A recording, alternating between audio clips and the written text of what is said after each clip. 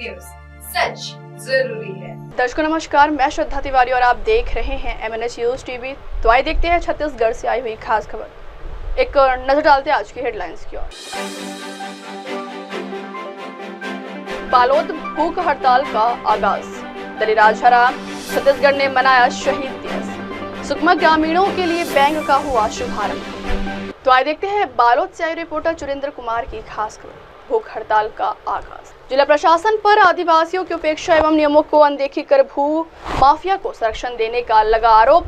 रसूखदारों के द्वारा काला धन को सफेद करने के लिए BPL श्रेणी के करने का मजदूर आदिवासी गरीब लोगों का नाम पर खरीद करोड़ की संपत्ति। बालोद जिले में प्रशासनिक संरक्षण में आदिवासियों की जमीन को भूमाफिया के द्वारा नियम विपरीत कब्जा कर गैर आदिवासियों लोगों के नाम पर हस्तांतरण करने की साजिश के खिलाफ छत्तीसगढ़ सर्वे आदिवासी समाज के नेतृत्व में ग्राम करिंझर के आदिवासी समाज दिनांक 26 मार्च से नेशनल हाईवे में 30 राजा का पत्थर वीर मेला स्थल पर शहीद वीर नारायण सिंह के प्रतिमा के नीचे भूख हड़ताल की पूर्व सूचना अनुसार प्रशासन के लोग दिन भर पुलिस बल के साथ भूख हड़ताल आंदोलन स्तर पर डटे रहे तथा दिन भर प्रशासनिक अधिकारी घटना की जानकारी अपने उच्च अधिकारियों को देते रहे।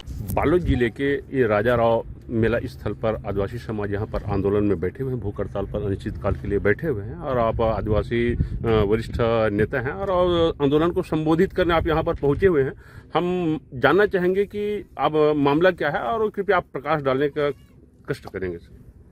देखिए, इस देश ही नहीं विश्व में आदिवासी बहुत सरल स्वभाव के व्यक्ति होते हैं और बहुत पीड़ा को सहने के बाद भी वो लड़ाई झगड़ा में विश्वास नहीं करता है।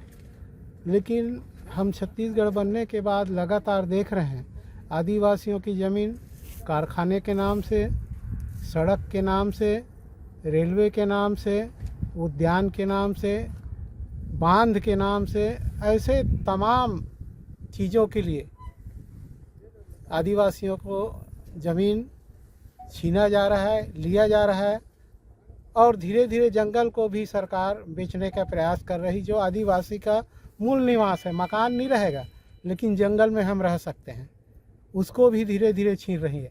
और कर्रेझर का मामला इसलिए उभर के आया है कि यहाँ पर एक मनरेगा के मजदूर के नाम से लमसम 50 एकड़ ज़मीन को खरीद कर दूसरे लोग व्यवसाय कर रहे हैं, उसके नाम से अनुदान लेकर मशीन बैंक से जो भी कर्ज लिए हैं तो आदिवासी का अनुदान हुआ उसके नाम से और फ़ायदा दूसरे लोग ले रहे हैं। तो ये कब तक ऐसा चलता रहेगा? और उसके पास इतना पैसा कहाँ से आया 25-50 एकड़ ज़मीन खरीदने के लिए? इसका मतलब गोरख धंधा चल रहा है। दूसरा, पंचायतों में भी अभी चुनाव हुआ तो कोई गुप्ता आदिवासी के नाम से जिला पंचायत अध्यक्ष बन रहा है, कोई नगर पालिका अध्यक्ष बन रहा है। तो आदिवासी लड़कियों से शादी कर दूसरे जात के लोग उसका नाजायज़ फ़ायदा उठा रहे हैं। तो इन सब चीज़ों को देख रहे हैं और यहाँ पर जो गांव वाले पीड़ित हैं हमारे कर्रेझर के, उन लोगों ने बहुत दिन से अवगत करा रहे थे। हमने सरकार को सूचना दिया था कि आप इस पे एक्शन पे आओ ऐसा करके और इनको न्याय दिलाए, लेकिन सरकार ने नहीं सुना। अब तो ED और इनकम टैक्स वाले भी आएंगे क्योंकि ये ज़मीन का जो रजिस्ट्री हुआ है अब उसको सरकार को निरस्त करना पड़ेगा, वापस आदिवासियों को देना पड़ेगा। ऐसे ही अभी हमारे साथी अभी आते आते दिखाया, विधानसभा में एक बड़ा मामला आया धमतरी जिले का। 150 लोगों को ज़मीन गैर आदिवासियों को बेचने का परमिशन दिया है कलेक्टर, और वो भी आदिवासी कलेक्टर। पता नहीं कैसे लोग पढ़ लिख के आदिवासियों को भला नहीं करना चाहते हैं, विनाश ही करना चाहते हैं। एक तो धमतरी वाले ऐसे ही परेशान हैं कि 1975 से जब से गंगरेल बांध बना आज तक मुआवजा नहीं मिला। तो आप कब तक उजाड़ोगे? तो इन्हीं चीज़ों को हम देखते हुए हमारे साथियों ने एक निर्णय लिया कि नहीं साहब, अब हमको सरकार को आवाज़ पहुंचाना है तो इसके लिए हमको तरीका अपनाना पड़ेगा। और सरल तरीका यही है, आप अपने गांव में बैठिए, अगर सरकार नहीं सुनती है तो हम हर गांव में मुनादी कराएंगे और एक एक गांव को ड्यूटी यहाँ एक एक दिन में लगेगा और धीरे धीरे हर ब्लॉक के लोग आएंगे और जिले के लोग आएंगे, इसके बाद पूरा प्रदेश के लोग आएंगे और प्रदेश के लोग आएंगे 20 तारीख को पूरा देश के लोग जो हमारा नेशनल कमेटी है, अभी 23 तारीख को भोपाल में मीटिंग हुआ है, उन लोग भी आएंगे। तो ये मामला अब आगे बढ़ेगा और पूरे देश में जाएगा। अभी हमने राष्ट्रपति जी से भी समय मांगा था, लेकिन उनका हाल्ट नहीं हुआ, समय नहीं मिला। माननीय मोदी जी से हमने समय मांगा है, अभी 30 तारीख को आने वाले हैं, उनको भी अवगत कराएंगे। और उन लोग टाइम देते हैं तो अच्छी बात है, नहीं देते हैं तो हमारा लड़ाई जारी रहेगा। और ये सड़क जो दिख रहे हैं नेशनल हाईवे 30, इसको बहुत जल्दी हम लोग जाम करने वाले हैं। अगर सरकार एक हफ्ते में कोई निर्णय नहीं करती है तो पूरे गांव के लोग और पूरे बस्तर के लोग यहाँ पर आके जाम करेंगे। और आने वाले 24 जून में अगर लंबा खींचा अप्रैल, तो 14 अप्रैल को बहुत बड़ा कार्यक्रम होगा, 24 जून रानी दुर्गावती जयंती पे बहुत बड़ा कार्य होगा, और 9 अगस्त को जो कार्यक्रम होगा विश्व आदिवासी दिवस, फिर हम लोग रोड से नहीं हटेंगे, चाहे कुछ भी हो जाए। जब तक फैसला नहीं होगा हमारे पक्ष में, तब तक रोड से नहीं हटेंगे। ये हमारा सबका निर्णय है और आगे इसको बातचीत के जरिए और हम प्रचार प्रसार करेंगे। आप सब यहाँ पर आए हैं और अपना तन मन धन और समय दे रहे हैं, उसके लिए मैं धन्यवाद देता हूँ, जय जवाहर करता हूँ। और आदिवासी समाज आज़ादी की लड़ाई तो बहुत लड़े, लेकिन जल जंगल ज़मीन की लड़ाई अब पहली बार कर्रे झर से शुरू हो रहा है और ये पूरे प्रदेश में जाएगा, क्योंकि हम लोग पूरे प्रदेश में जाके देखते हैं कि पूरा ज़मीन की लूट मची हुई है। 25 से 40% आदिवासियों की ज़मीन दूसरों के कब्जे में है, नाम उसके में है, लेकिन स्टाम्प पेपर में लिख के दबा के रखे हैं।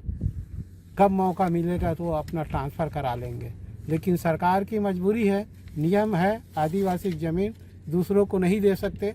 बहुत विषम परिस्थितियों में अनुमति लेकर दिया जा सकता है, लेकिन ऐसी विषम परिस्थिति अभी आदिवासियों के ऊपर नहीं आया है। समाज के लोग खरीदने के लिए सक्षम है, समाज के लोगों को बताए दूसरों को क्यों बेच रहे हैं। हम चाहते हैं हमारे समाज के लोग ही रखें, समाज के संपत्ति, समाज का ज़मीन समाज के पास रहे, यही हम चाहते हैं। और सरकार से अनुरोध कर रहे हैं कि वो जल्दी से जल्दी इस दिशा में एक अच्छा कदम उठाए, जिससे उनकी छवि बने। हमारा तो जो भी है जो जा रहा है उसको बचाने के लिए लड़ रहे हैं, तो हम तो खोएंगे कम, पाएंगे ज़्यादा।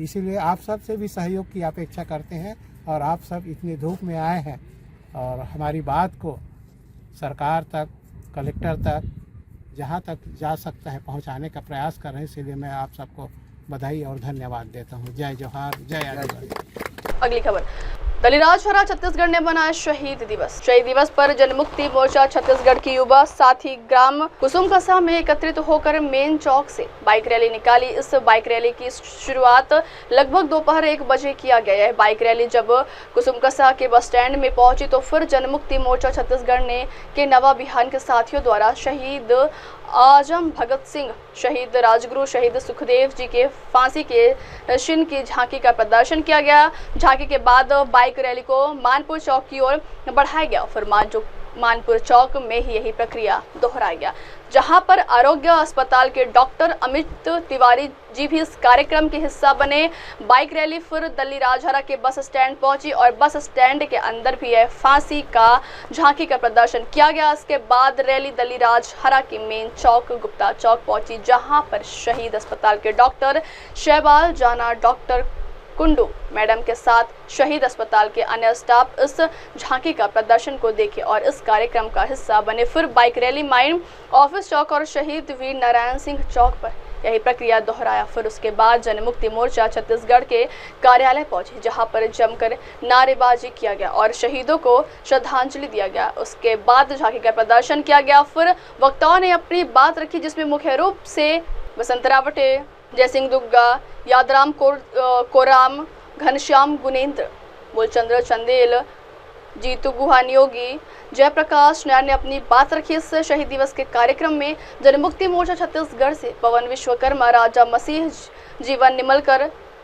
रूपा साहू, पुसऊ राम साहू, खिलावन कुंजाम, ह्यूमन तुमरेकी के सैकड़ों कार्यकर्ता उपस्थित थे। अगली खबर, तो आइए देखते हैं सुकमा से आई रिपोर्टर मोहम्मद हुसैन की खास खबर। सुकमा ग्रामीणों के लिए बैंक का हुआ शुभारंभ। सुकमा कलेक्टर देवेश ध्रुव एवं जिला पंचायत सीईओ श्रीमती नम्रता जैन के प्रयास से नक्सलगढ़ कहे जाने वाले जगरगुंडा में ग्रामीणों के लिए बैंक का हुआ शुभारंभ। विधि विधान से पूजा अर्चना संपन्न। जल्दी मिलेगी ग्रामीणों को बैंक की सुविधा।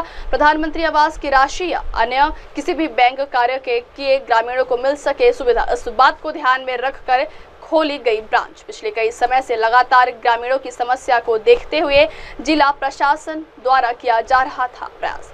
लगातार नक्सल क्षेत्र के ग्रामीणों को शासन की सभी योजना का लाभ पहुंचाने के लिए जिला प्रशासन कर रही थी। अब वक्त हो चला दर्शकों ब्रेक का। ब्रेक से लौटने के बाद देखिए और देश और दुनिया की तमाम बड़ी खबरें। बने रहिए MNS न्यूज़ टीवी पर। नमस्कार। हाय हेलो नमस्कार, मैं हूं पंकज विष्णु और आप देख रहे हैं MNS न्यूज़। आप देख रहे हैं MNS न्यूज़, सच जरूरी।